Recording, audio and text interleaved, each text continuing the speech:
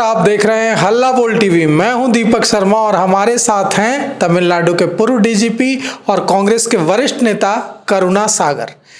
2 minute का एक visual आया है और पटना से दिल्ली तक हिल गई है। वो विजुअल क्या है? विजुअल है कि राहुल गांधी और तेजस्वी यादव को एक साथ बैठना है।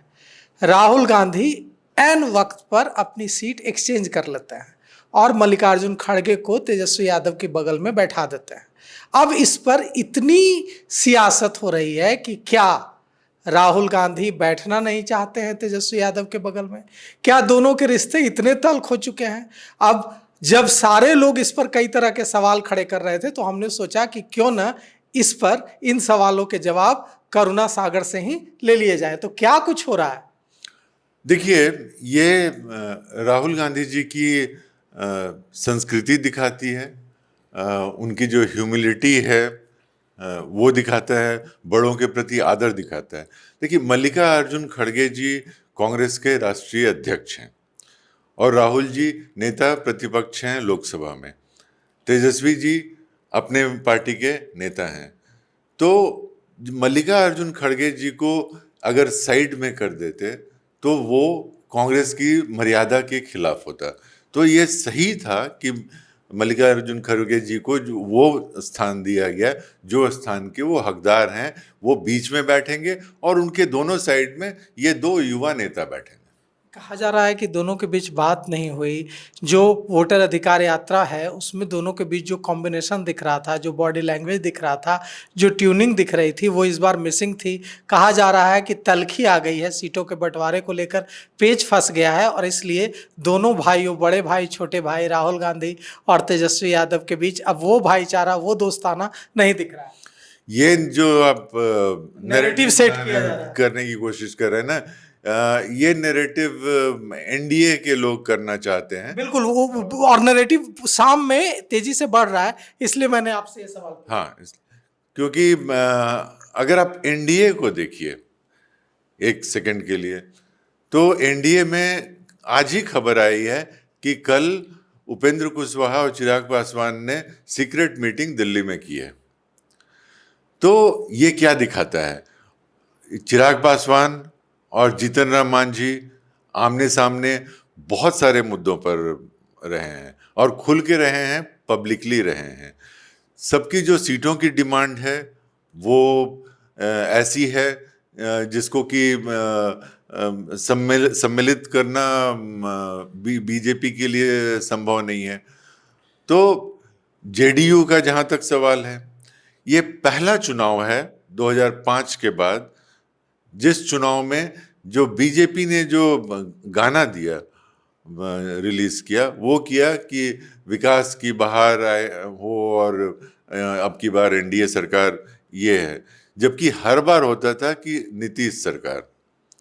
इस बार नीतीश जी को किनारे लगा दिया गया और ये आज बिहार की जनता जान रही है, जेडीयू के लोग जान रहे हैं।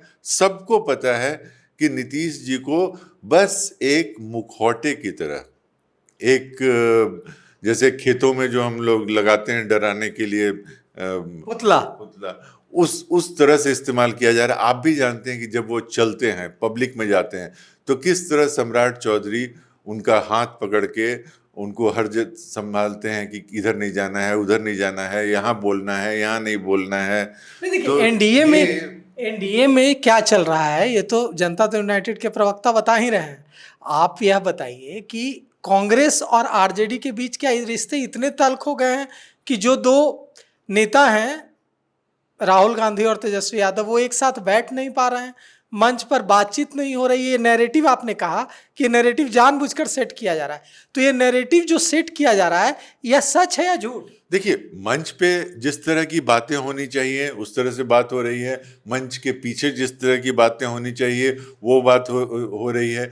जब आप अति पिछड़ा न्याय संकल्प पत्र निकाल रहे हैं तो आप बहुत जोर से ठहाके लगा के हंसते हुए तो नजर नहीं आएंगे ना। ये एक गंभीर मसला है, एक समाज के को न्याय दिलाने की बात है, तो इस गंभीर मसले की लड़ाई को तो गंभीरता से ही लिया जाएगा ना।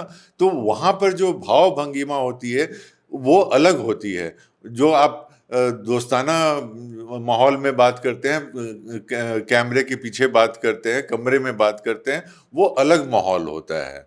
जो नैरेटिव सेट किया जा रहा है उसमें यह भी कहा जा रहा है, जिस नैरेटिव की आप बात कर रहे हैं, कि तेजस्वी यादव चाहते थे कि कांग्रेस वर्किंग कमेटी CWC की जो मीटिंग हो रही है उस मीटिंग के बाद अनाउंस किया जाए उनका नाम मुख्यमंत्री कैंडिडेट के तौर पर राहुल गांधी इस बार करके जाए, क्योंकि कमजोर छवि बन रही है, कमजोर नेता की छवि बन रही है तेजस्वी यादव की बिहार में अपने समर्थकों के बीच, कि महागठबंधन में CM कैंडिडेट घोषित नहीं करा पा रहे हैं।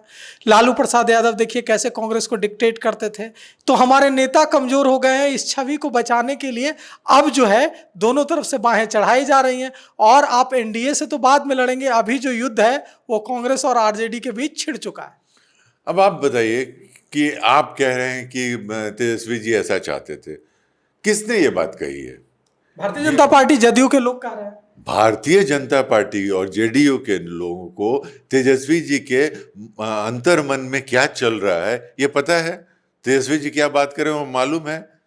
ये ऐसा होता है क्या? इसलिए मैंने बोला ना कि ये नैरेटिव बनाने की बात है, और इसीलिए मैंने NDA की बात की, क्योंकि ऐसी कोई चर्चा नहीं है, ऐसी कोई बातचीत नहीं है। तेजस्वी यादव नहीं चाहते हैं कि उन्हें CM कैंडिडेट घोषित किया जाए। नहीं, सीटों का जहां तक बंटवारे की बात है तो बहुत अच्छी तरह सीटों के बंटवारे के बारे में बात। निराश क्यों कर रहे हैं आप लोग तेजस्वी यादव को? दूल्हा हैं वे, उनका अधिकार बनता है, लेकिन आप लोग एकदम सामने में बैठ करके कह दे रहे हैं कि नहीं हम लोग चुनाव के बाद तय करेंगे, तो निराशा तो होगी ना दूल्हा को इससे। देखिए, तेजस्वी जी को जितनी कम उम्र में 2-2 बार डिप्टी CM बने हैं, तो ऐसा नहीं है कि उन्हें सत्ता के बारे में पता नहीं है और पहली बार सत्ता की भूख है कि किसी भी तरह से सत्ता को हथिया लेना है, ऐसे नहीं है। उनकी भी एक सोच है, उनकी भी एक समझ है, बिहार के प्रति प्रतिबद्धता है, और यही बात कांग्रेस के साथ भी है, और यही बात महागठबंधन के सभी दलों को जोड़ती है। और ये चुनाव मुख्यतः सबसे पहले तो हम लोग मुद्दों की बात कर रहे हैं इस समय। देखिए, बिहार के लोग ये देखना चाहते हैं कि हमारा सामाजिक न्याय के प्रति क्या रुख है, गरीबी के बारे में क्या सोचते हैं, पलायन के बारे में क्या सोचते हैं, महंगाई के बारे में क्या सोचते हैं। बिहार के जो युवा सब जगह जाने को मजबूर हैं, बिहार में कोई इंडस्ट्री नहीं आ रहा है, इसके बारे में सोचते हैं। क्योंकि आज का जो युवा है या जो भी लोग हैं वो पढ़ते लिखते हैं, सोशल मीडिया का जमाना है, खबरें उन तक पहुंचती है, चीजें वो समझते हैं, गुनते हैं, और एक ऐसी सरकार की इच्छा है सब में जो सरकार भविष्य मुखी हो। वो तो ठीक है, लेकिन ये चर्चा भी है ना कि आप कह रहे हैं, कांग्रेस के ही एक नेता ने बताया मुझे, बड़े नेता ने, कि हम चाहते हैं कि हमारा भी एक डिप्टी CM हो, और वे CM रहें, कैंडिडेट रहें, इससे कोई दिक्कत नहीं, लेकिन हमारा डिप्टी CM जो है वो भी घोषित हो जब तेजस्वी यादव घोषित हों CM। तो इसके लिए राजेश राम का, जो आपके अध्यक्ष हैं कांग्रेस के, बिहार कांग्रेस कमेटी के, उनका नाम कांग्रेस बढ़ा रही है कि उनको भी डिप्टी CM के तौर पर घोषित किया जाना चाहिए। देखिए, पहली बात तो मैं ये बता दूं कि जो सीटों के बंटवारे और एक तालमेल की जो बात हो रही है वो बिल्कुल शीर्ष स्तर पर हो रही है, और ये बातें मीडिया के सामने नहीं होती हैं कि हमारी डिमांड क्या है, हम कितनी सीटों पे लड़ना चाहते हैं, हमको डिप्टी CM चाहिए या नहीं चाहिए। अगर किसी कार्यकर्ता से आप पूछिएगा तो अलग बात है, हर पार्टी का कार्यकर्ता अपने नेता को सर्वोच्चतम स्थान में देखना चाहता है, इसमें कोई गलत भी नहीं है, वो इसीलिए पार्टी। कांग्रेस की आकांक्षा है ना कि डिप्टी CM हमारा होना चाहिए, हमारे कांग्रेस के अध्यक्ष, बिहार कांग्रेस कमेटी के अध्यक्ष बनने चाहिए, आपकी भी आकांक्षा है ना ये, कांग्रेस के वरिष्ठ नेता के होने के नाते? नहीं, मैं कांग्रेस के नेता के साथ साथ मैं कांग्रेस का प्रवक्ता भी हूँ, और एक प्रवक्ता होने के नाते मेरी जो लिमिटेशन है वो ये है कि मैं तथ्यों पे बात कर सकता हूँ।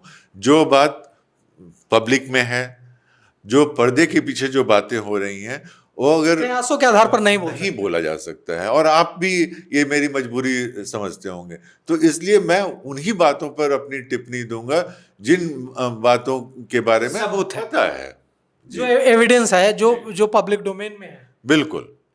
तो पब्लिक डोमेन में क्या है, क्या आप बिहार के जो आपके कांग्रेस के समर्थक हैं, कांग्रेस के कार्यकर्ता हैं, उनको आप क्या कहना चाहते हैं? ये जो सरकार अगर बनती है महागठबंधन की, आपके दिल में ख्वाहिश है कि बने और आप सत्ता में आए, है ना? और तो एक डर है करुणा सागर जी, बिहार के जो अति पिछड़ा है, बिहार के जो सवर्ण हैं, जो लंबे समय से कहीं ना कहीं एनडीए के साथ रहे हैं, जनता दल यूनाइटेड और बीजेपी के साथ रहे हैं, वो इस बार कांग्रेस की तरफ देख रहे हैं।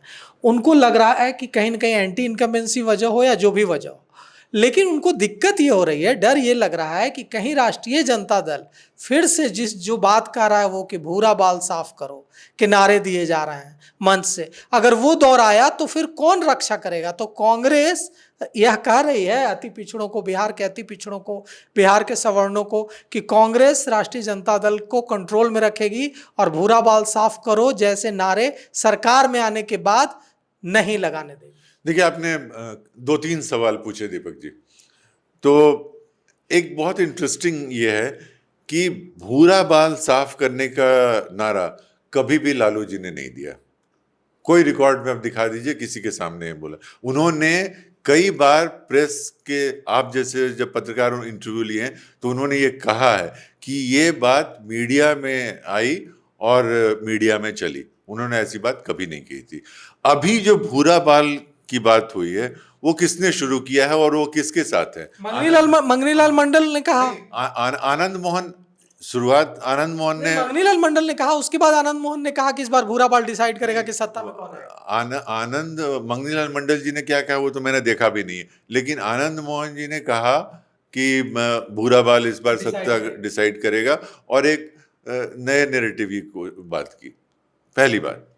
दूसरी, जहां इसका क्या स्टैंड है भूरा बाल? बिल्कुल भूरा बाल साफ वो होना सही है। मैं उस पर ही आ रहा हूं। मैंने कहा ना, आप दो तीन सवाल आपने पूछा तो हमको बोलने दीजिए। देखिए, कांग्रेस पार्टी हमेशा से मास की पार्टी रही है, लोगों की पार्टी रही है, जनता की रही है, आम जनों की रही है। कांग्रेस पार्टी ने जातीय राजनीति की ही नहीं है, कभी नहीं की है। और हम हमेशा समाज के हर तबके को साथ लेकर चलने में विश्वास करते हैं। अब आप देखिए, सबसे पहले जो ईबीसी अति पिछड़ा संकल्प पत्र लेके कौन आया? महागठबंधन आया, और हमने उसमें 10 वायदे किए हैं, और वो वायदे हैं जो उनको सशक्त करेगा, उनके सामाजिक स्तर को, उनके आर्थिक स्तर को, उनके राजनीतिक स्तर को, पंचायत से लेके सरकारी नौकरियों तक, ठेकेदारी तक, सब जगह उनको, उनकी भागीदारी मजबूत हो, ये सुनिश्चित की जा रही है। तो कांग्रेस कभी जातिगत साथ लेकर समेकित एक अम्ब्रेला, बिल्कुल, कांग्रेस हमेशा से एक अम्ब्रेला से रही है, क्योंकि कांग्रेस का जो उद्बोध हुआ है वो स्वतंत्रता आंदोलन के साथ हुआ है, और हिंदू मुस्लिम सिख ईसाई सबका की पार्टी है। कोई ऐसा नहीं था जो स्वतंत्र नहीं होना चाहता था। कोई गुलाम रहना चाहता है क्या? तो हमारे जीन्स में वो हैं, इनके जीन्स में वो बंच ऑफ थॉट्स हैं, इनके जीन्स में अंग्रेजों की चमचागिरी है, जो आरएसएस ने 100 साल पहले से। कांग्रेस के प्रवक्ता ये कह रहे हैं ना कि भूरा बाल साफ करो में कांग्रेस का यकीन नहीं है। बिल्कुल नहीं है। हमने कहा कि हम तो सबके हितों के लिए काम करने वालों में से। अगर आप सरकार में आएंगे सर, तो आप भूरा बाल की रक्षा करने का वादा करते हैं ना? हम हर एक बिहारी की रक्षा करने की बात करते हैं, हम जब, क्योंकि हम बिहार के संदर्भ में बात कर रहे हैं और ये कमिटमेंट है। और इसीलिए जो ये गुंडा राज आज हो गया है एनडीए का, उसके खिलाफ लड़ाई लड़ रहे हैं। और आज देखिए क्राइम किस तरह से चरम सीमा पर है, और आप पत्रकार लोग ही अक्सर कवर करते हैं, दिखाते हैं किस तरह से दलितों पर, पीड़ितों पर, वंचितों पर अत्याचार हो रहा है। जो पैसे वाले हैं वो सुरक्षित नहीं है, व्यापारी मारे जा रहे हैं, अपहरण हो रहा है, फिरौती की मांग हो रही है, फोन कॉल्स आते हैं, इतना पैसा पहुंचा दो। तो इस माहौल से निकाल के बिहार को हमारा जो सपना है वो एक गौरवशाली बिहार का है, एक आधुनिक बिहार का है, एक प्रगतिशील बिहार का है। ये सुन सुन के हम लोग थक गए हैं कि नीति आयोग के जितने पायदान हैं उसमें हम लोग 27वें और 28वें पोजीशन में नहीं, तो हैं। यहाँ भी एक सवाल है ना बिहारियों का। सवाल ये है कि जो बिहार बनेगा, जब आप सत्ता में आएंगे, तो बिहार डॉक्टर श्री कृष्ण सिंह वाला बिहार बनेगा कि लालू प्रसाद यादव राबड़ी देवी वाला बिहार बनेगा? क्योंकि डॉक्टर श्री कृष्ण सिंह वाला बिहार स्वर्णिम काल था बिहार का, जहाँ आप देखिए सकल घरेलू उत्पाद में बिहार की क्या स्थिति थी, कितना एक्सपोर्ट करता था बिहार, और लालू प्रसाद यादव राबड़ी देवी के राज में क्या स्थिति थी। तो कौन सा बिहार लाएंगे आप? देखिए, हमारी एक बड़ी विरासत है। आपने श्री बाबू की बात की। श्री बाबू विकास पुरुष भी थे और सामाजिक न्याय के पुरोधा भी थे, और आपने देवघर में जो दलितों के साथ किस तरह से उन्होंने एंट्री की थी वो सबको पता है, ऐतिहासिक। और बिहार में जितने इंडस्ट्री उसमें बहुत सारे अब झारखंड में चले गए हैं, और जो भी बिहार में भी जो बचे हैं वो सब उनके काल में हुए। उनके बाद से कहीं कोई इंडस्ट्रियलाइजेशन वगैरह बिहार का नहीं हुआ। तो वो हमारी विरासत है, कांग्रेस की विरासत है, और उस विरासत के प्रति हम सजग हैं, और इसलिए हम कहते हैं कि हमारी जो सोच है वो विकसित है। लेकिन वो विकास एक और दो कंपनियों का नहीं, वो अडानी और अंबानी के विकास की बात नहीं है। आज जो समाज में हम 4th जीडीपी और 3rd जीडीपी की बात करते हैं और 85 करोड़ लोगों को 5 किलो अनाज देते हैं, ये आलम है। देश का 1 करोड़ जो आबादी है वो 40% जो संपत्ति है देश का उसका मालिक है। तो गरीबों और अमीरों के बीच की जो खाई हो रही है, हम उस खाई को भी पाटना चाहते हैं। तो विकास, लेकिन सामाजिक न्याय के साथ विकास, वो जो महात्मा गांधी चाहते थे, विकास वो जो समाज के पायदान पर जो है उसको एक सम्मानजनक जिंदगी दे। तो सुना आपने कांग्रेस के वरिष्ठ नेता प्रवक्ता करुणा सागर को, इन्होंने कई सारी चीज़ों पर अपनी बेबाक राय रखी। और अगर मुझसे कोई सवाल छूट गया हो जो आपको लगता है कि मुझे करुणा सागर से पूछना था, तो आप कमेंट कर बताइएगा। अगली बार जब हमारी मुलाकात होगी तो चाहे वो सवाल कितने भी तीखे क्यों ना हो, लोकतांत्रिक मूल्यों में विश्वास रखते हैं करुणा जी, मैं इनसे ज़रूर पूछूंगा। शुक्रिया।